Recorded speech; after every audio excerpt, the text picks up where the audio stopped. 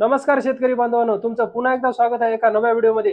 शेतकरी बांधवांनो, 2 दिवसापूर्वी या ठिकाणी कर्जमाफी झालेली आहे आणि या कर्जमाफीबद्दल एक ना अनेक प्रश्न तुमच्या मनामध्ये आहेत। यामधीलच हा एक प्रश्न आहे की आम्ही जर या अगोदर 2019च्या कर्जमाफीमध्ये जर लाभ घेतला असेल तर आम्हाला किती कर्जमाफी मिळणार आहे? 2 लाखच मिळणार आहे का? नाही मित्रांनो, त्या ठिकाणी तुम्हाला 2 लाख मिळणार नाही, तर त्या ठिकाणी तुम्हाला कमी कर्जमाफी मिळणार आहे। आणि ती किती मिळणार आहे, त्याच्या नियम अटी शर्ती काय आहेत, या ठिकाणी आपण या व्हिडिओमध्ये जाणून घेणार आहोत। चला तर मग व्हिडिओला सुरुवात करूया। त्या अगोदर आपल्या चॅनलवर जर नवीन आले असाल तर चॅनलला सबस्क्राईब करून ठेवा। असेच नवीन नवीन व्हिडिओ तुम्हाला या चॅनलवर मिळतील। चला तर मित्रांनो सुरुवात करूया।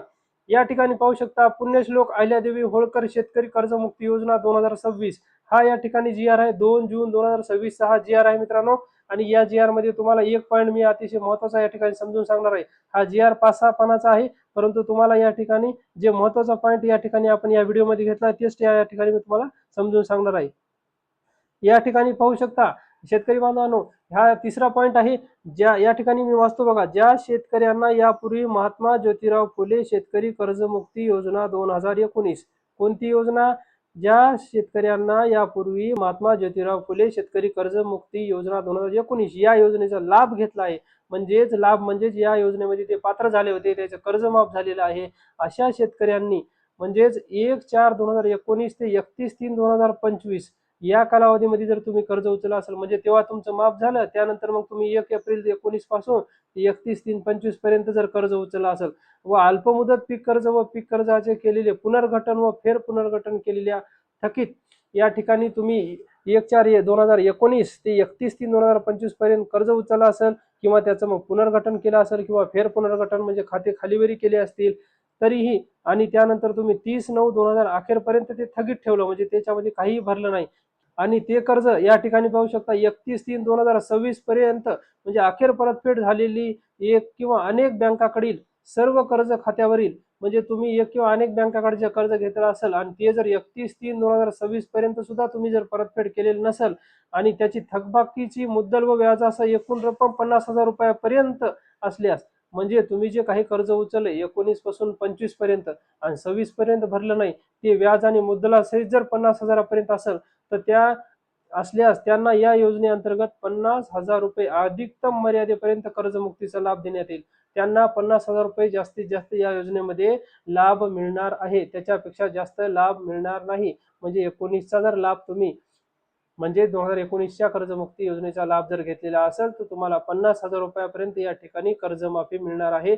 तसेच याच मुद्द्याला घेऊन आपण ओटीएस एक समझोता यामधील सुद्धा एक मुद्दा आहे, तो या ठिकाणी मी तुम्हाला समजून सांगतो। या ठिकाणी हा 2 नंबरचा मुद्दा आहे।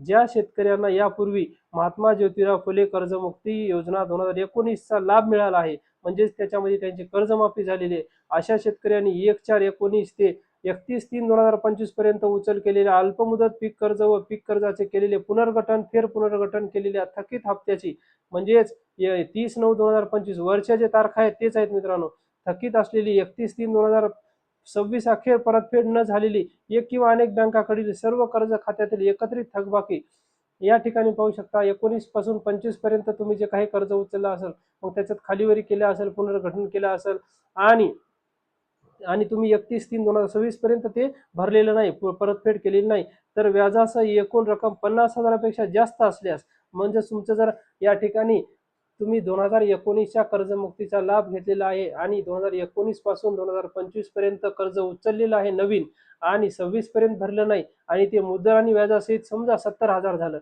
किंवा 80,000 झालं, तर त्या ठिकाणी तुम्हाला 50,000च्या वरचं जे काही झालेलं असेल, 70,000 झालं असेल तर तुमचे जे काही वरचे 20,000 असतील ते तुम्हाला अगोदर भरावे लागतील। या ठिकाणी बघा, थकीत रकमेपैकी 50,000च्या वरील संपूर्ण थकबाकी बँकेत जमा केल्याच्या नंतर त्यांना 50,000 रुपये प्रति शेतकरी कर्जमुक्तीचा एक वेळ समझोता योजनेचा लाभ देण्यात येईल। तसेच या ठिकाणी योजनेमध्ये शेतकऱ्यांना त्याच्या हिश्शाची 50,000 रुपयावरील रक्कम बँकेमध्ये जमा करण्याची तारीख आहे 31/3/2027, म्हणजे 31 मार्च 2027, पुढच्या वर्षी 31 मार्च पर्यंत।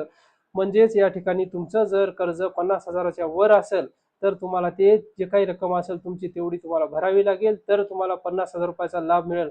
म्हणजेच या ठिकाणी स्पष्ट या ठिकाणी मी सांगतो की 2019चा ज्या शेतकरी ज्या शेतकऱ्यांनी या कर्जमाफीचा लाभ घेतलेला आहे, मग त्यांचं कर्ज आज 2 लाख जरी असेल, 1 लाख, 1.5 लाख जरी असेल, तर त्यांचं 2 लाखापर्यंत कर्ज माफ होणार नाही. 50,000 रुपयापर्यंत कर्ज या ठिकाणी माफ होणार आहे आणि 50,000च्या वरील रक्कम झालेली तुम्हाला ती भरावी लागेल, तरच तुमचं 50च्या मध्ये कर्ज माफ होईल. चला तर मग हा होता महत्त्वपूर्ण व्हिडिओ. असेच व्हिडिओ पाहण्यासाठी आपल्या चॅनलला सबस्क्राईब करून ठेवा. अतिशय सोप्या भाषेमध्ये या ठिकाणी व्हिडिओ तुम्हाला मी सांगत असतो.